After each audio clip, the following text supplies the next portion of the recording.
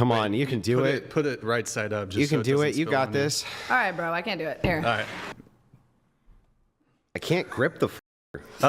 Like I gotta have a way to grip it. Jungle. Andrew, I'm sorry. It's not. My fingers slip What a right off the backfire. lid. Try it. No, you f***er.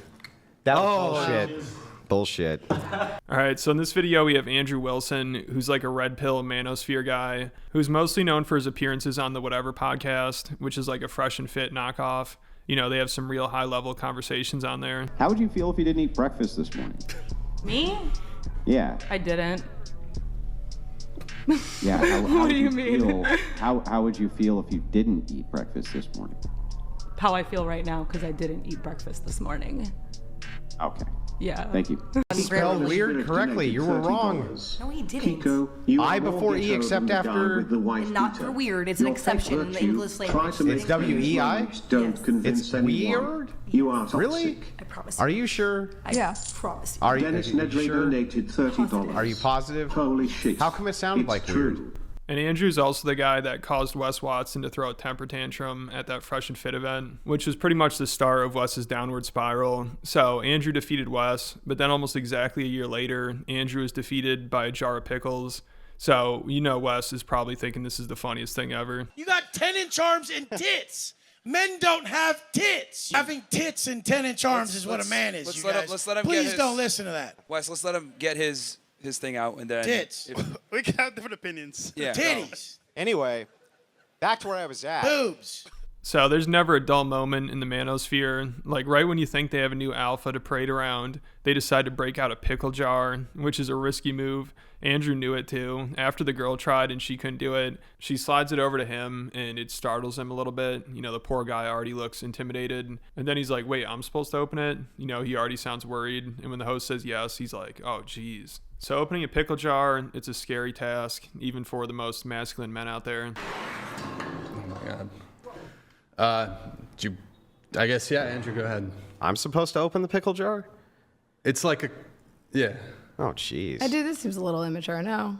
And the cope starts right away, which was the most embarrassing part. Like, he kept complaining about it being greasy, and then he wipes it all off with paper towels, and he still complains about not being able to grip it. And then afterwards, his wife had to come out and defend him and reassure everyone that he can actually open pickle jars, and he does it all the time. And it's just even more embarrassing the fact that she felt like she needed to say this stuff. You know, it's like she knew his masculinity was on the line. Like, she also said Andrew heroically ran off armed intruders during a home invasion. He picked up her 230-pound dad to get him into an ambulance faster when he was dying on their front lawn. And he also knocked out a guy with an open palm slap for insulting her at a party. So this is just hilarious. The fact that she felt the need to announce all this just because her husband couldn't open a pickle jar.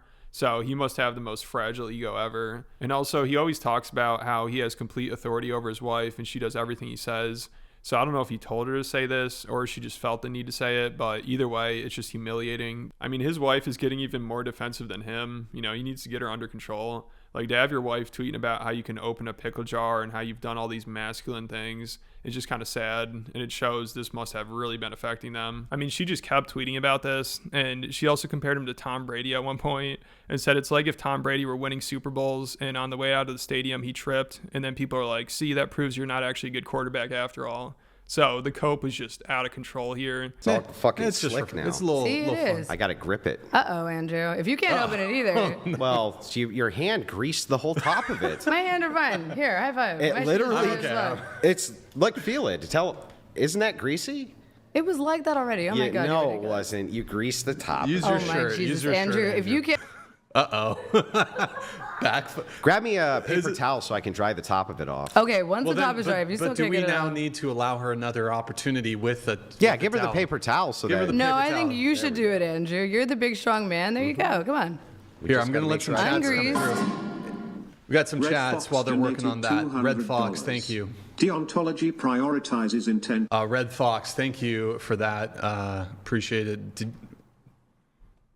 I can't grip the fucker. Uh-oh. Like, I gotta have a way to grip it. Jungle. Andrew, I'm sorry. It's not. My fingers slip What a right off the backfire. lid. My fingers are literally slipping off the lid. I just can't grip it. You know what? Maybe the olive jars are harder than the pickle jars. They're not hard to open, but I can't grip the fucking thing. Watch. And the host tries for a second, but he can't do it either. Then they call in some other guy, and he immediately opens it. And then Andrew does this really awkward laugh, like a fool's laugh, and starts taking notes. And then the host tells Andrew to clean up the mess the guy left from opening the jar. And you could tell Andrew doesn't want to because that's obviously a woman's job. So Andrew, he basically just turns into a woman here. It's brutal. Like, he needs another man to open a jar for him. Then he needs to clean up the guy's mess. So I think his wife probably got the ick from this, and that's why she's been coping over it. You can't get your fucking hand on it. Try it. Nah, you fucker. That was bullshit. Bullshit. I loosened it for you. I just want to say for record. We got a litlittle olive juice. Let's get off the table. So does he own your free will now? Because he could open it and you couldn't, based on Forrest? Well, wipe it up. He could at least grip it, I guess. So I don't know. Here, wipe it up though. Yeah, I'll get it, Brian. Calm down. It's all good. Here you go. I got to keep the table clean. Oh God, is Brian gonna? I'm gonna Brian lose my freak mind. out? I'm gonna lose my mind. Is that good for you now, Brian? I just want to remind you, Andrew, that Jake just totally mogged you. Well, didn't Jake just totally mog you? Well, hey, I only got it. He for mogged all of us. If we're being Didn't Jake just mog you? You had He it kinda for a mogged all of minute, us. Andrew, and you It were was standing greasy up and as shit. fuck, and You I were couldn't grip standing it. up and shit. And I think the problem is his wife wasn't there to open it for him. I mean, it sounds like she does everything for him. Sometimes when she talks about him, it sounds like she's talking about taking care of a child, and she does everything around the house. He won't even take out the garbage, and he's all proud of it too. Yeah, well, Andrew, I was going to ask Andrew, when Rachel said that she does all domestic chores, is there anything you do? I mean, do you put the bins out? Do you the trash out? I mean, what do you do anything? I don't do shit. Andrew has never done a house chore ever in 17 years. I do all of that. I bring him his food. I bring him his drinks. I keep track of his schedule. My wife foresees my needs before I foresee my needs. She knows what I want to eat before I even know what I want to eat. She knows what it is that I want before I know what it is that I want. She foresees all of my needs. So it's too bad she didn't foresee that pickle jar. And I guess he's done more house chores for the Whatever podcast than he has for his wife. And his wife already had kids with 2 other men before she met him. So there's nothing traditional about this relationship. And in the red pill community, that's like cuck behavior.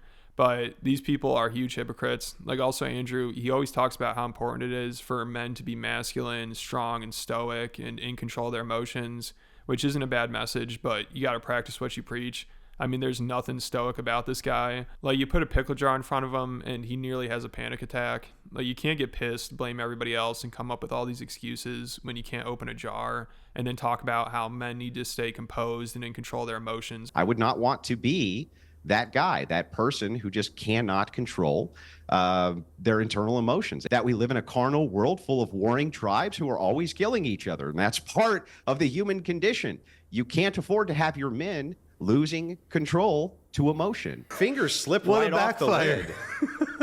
My fingers are literally slipping off the lid. I just can't grip it. Here, go. Yeah, just can't grip them. Okay, now I want it to be. I got open. this, It's like pissing me Pissing off. me off. The brutal savagery of men is a necessary precondition for society to exist. I'm supposed to open the pickle jar?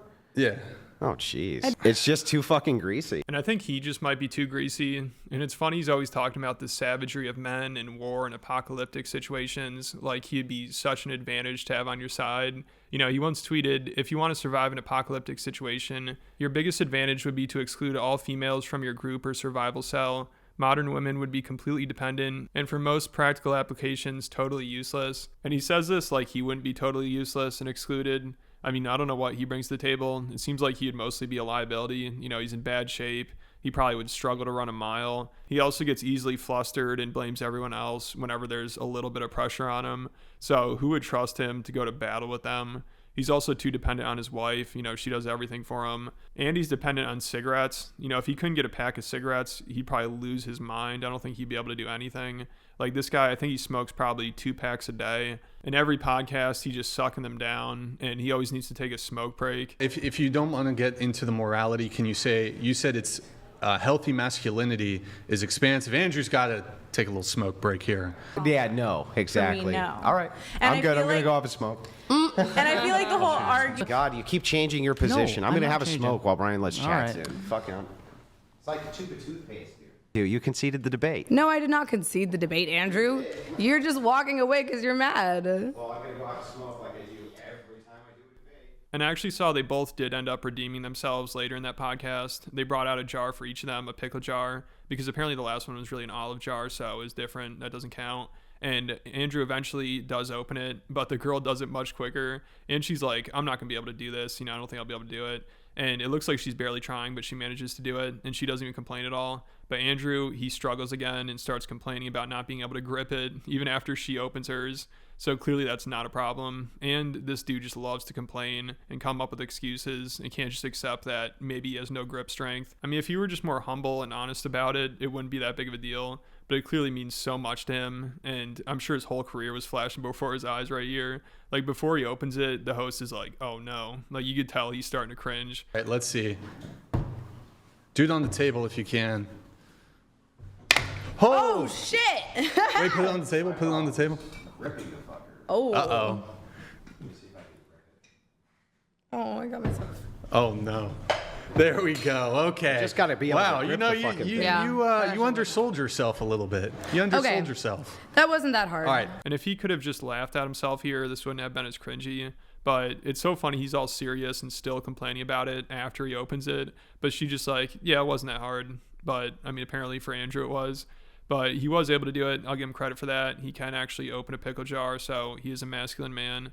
But let me know what you guys think. And if you want more content from me, make sure you check out my Patreon. There's over 130 exclusive videos. I recently just talked about a couple of really cringy Joe Rogan episodes that just happened. Like, Joe accidentally insulted Guy Fieri's dad right to his face, and Guy got all offended by it. And it just was a really cringy episode. And there's a ton of other stuff on Patreon. I have 130 exclusive videos. There's a lot to go through. So if you like the channel, if you want more content, make sure you check it out. Put a link in the description.